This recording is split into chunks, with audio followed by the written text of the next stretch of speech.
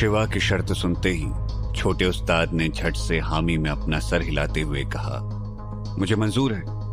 मैं आपको वचन देता हूं कि जैसे ही आप मेरे दादाजी की जान बचाएंगे वैसे ही 10 करोड़ रुपया आपके अकाउंट में पहुंचा दिए जाएंगे। इस मौके का फायदा उठाते हुए जमीन पर पड़े चंद्रा स्वामी ने बिलबिलाते हुए कहा, छोटे उस्ताद, मैं पहले ही कह रहा हूं, अगर इस शिवा की वजह से उस्ताद रंगा स्वामी को कुछ भी हुआ तो उसकी जिम्मेदारी मेरी नहीं होगी। चंद्रा स्वामी की बात सुनकर छोटे उस्ताद ने उसे आंखें दिखाते हुए कहा, तुम तो रुको, तुम्हारी खबर तो मैं बाद में लेता हूं। यहां चंद्रा स्वामी और छोटे उस्ताद आपस में ही उलझे हुए थे और वहां शिवा अपने काम पर लग चुका था। उसने बिना मरीज की तरफ देखे फुर्ती में पास ही में रखी ट्रे में से 3 चांदी की सुइयां उठाई और एक्यूपंक्चर विधि के द्वारा उन्हें उस्ताद रंगा स्वामी के पेट पर 3 अलग अलग जगहों पर चुभो दिया। जैसे ही शिवा ने वो सुइयां उस्ताद रंगा स्वामी के पेट में चुभोई, वैसे ही तेज आवाज के साथ लावा सी गर्म भाप उनके पेट से बाहर निकलने लगी, मानो किसी गाड़ी का टायर अचानक से पंक्चर हो गया हो। उस अजीब सी आवाज के साथ ही उस्ताद रंगा स्वामी के पेट में धंसी चांदी की 3 सुइयां सुर्ख लाल होकर जलने लगी, मानो उस्ताद रंगा स्वामी के पेट में आग की लपटें उठ रही हों। जैसे जैसे उस्ताद रंगा स्वामी के पेट की अग्नि शांत होने लगी, वैसे वैसे उनका दर्द और तकलीफ भी कम होने लगी। शिवा ने उस्ताद रंगा स्वामी का इलाज करना शुरू कर दिया और देखते ही देखते उस्ताद रंगा स्वामी की झुलसती हुई सुर्ख लाल त्वचा फिर से अपने पुराने स्वरूप में लौट आई और 1 मिनट से भी कम समय में उन्होंने धीरे से अपनी आंखें खोलते हुए टूटे फूटे शब्दों में कहा, मैं ठीक हूं। शिवा के इलाज का असर अब साफ साफ दिखाई दे रहा था, जिसे देखकर वहां मौजूद सभी लोग अपने दांतों तले उंगलियां दबाने लगे, क्योंकि जिस फुर्ती के साथ उस्ताद रंगा स्वामी की हालत में सुधार हो रहा था वो किसी चमत्कार से कम नहीं था। अब जब उस्ताद रंगा स्वामी को होश आ चुका था तो वो पलंग से उठने की कोशिश करने लगे, जिसे देखकर वहां मौजूद सभी लोग शिवा को पीछे छोड़कर पलंग के चारों ओर इकट्ठा हो गए। नंदिनी ने दौड़कर उन्हें संभालते हुए कहा, अरे दादाजी, संभाल कर। इतना कहते हुए नंदिनी आगे बढ़कर उन्हें उठाने में मदद करने लगी तो छोटे उस्ताद ने उनके सिरहाने का तकिया पीठ के पीछे लगाकर उन्हें पलंग पर बिठाते हुए कहा, दादाजी, अब आप कैसा महसूस कर रहे हैं? आप ठीक तो हैं ना? उस्ताद रंगा स्वामी के चेहरे पर आभार के भाव साफ साफ दिखाई दे रहे थे। उन्होंने पलंग पर बैठते हुए अपने आसपास के लोगों को मुस्कुराते हुए देखा और कुछ देर बाद धीमे स्वर में कहा, हाँ बेटा, मैं ठीक हूं। मैं जानता हूं पिछले कुछ दिन तुम सबके लिए मुश्किलों से भरे हुए थे।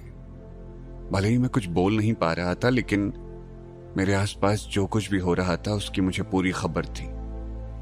तुम लोगों ने जो कुछ भी मेरे लिए किया उसके लिए मैं दिल से तुम सभी का आभारी हूं। खासतौर पर शिवा का। आपके उस दिव्य फल ने तो चमत्कार कर दिया। उस्ताद रंगा स्वामी के होश में आते ही सब उनकी तबीयत पूछने में इतना मशगूल हो गए कि वो शिवा को लगभग भूल ही चुके थे।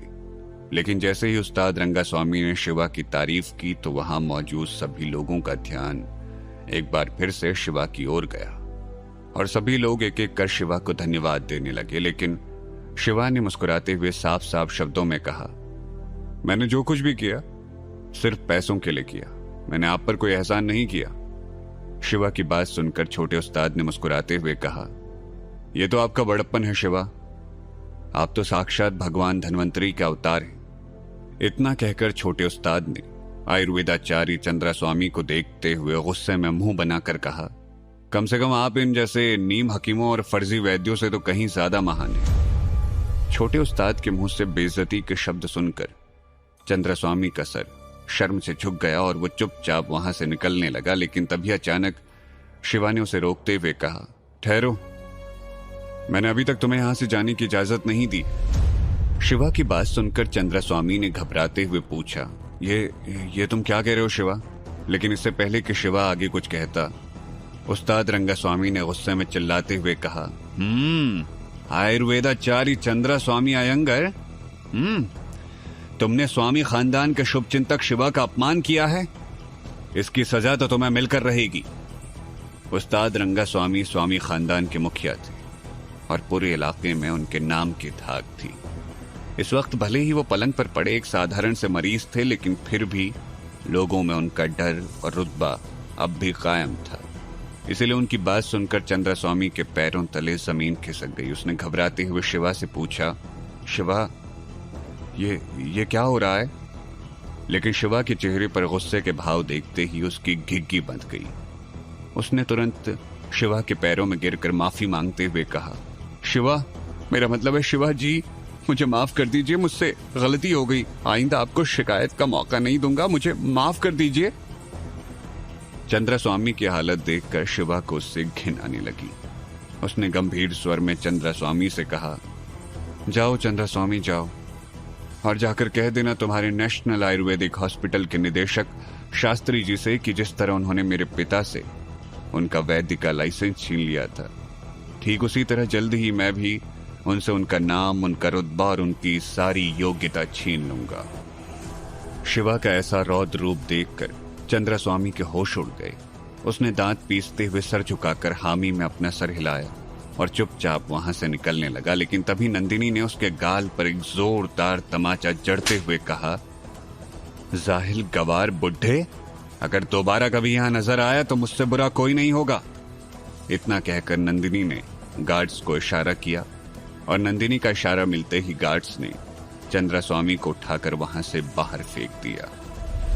शिवा के आयुर्वेदाचार्य चंद्रा स्वामी को माफ कर देने के बाद उस्ताद रंगा स्वामी ने उस पर कोई खास ध्यान नहीं दिया, बल्कि वो शिवा को लेकर लिविंग रूम में आ गए।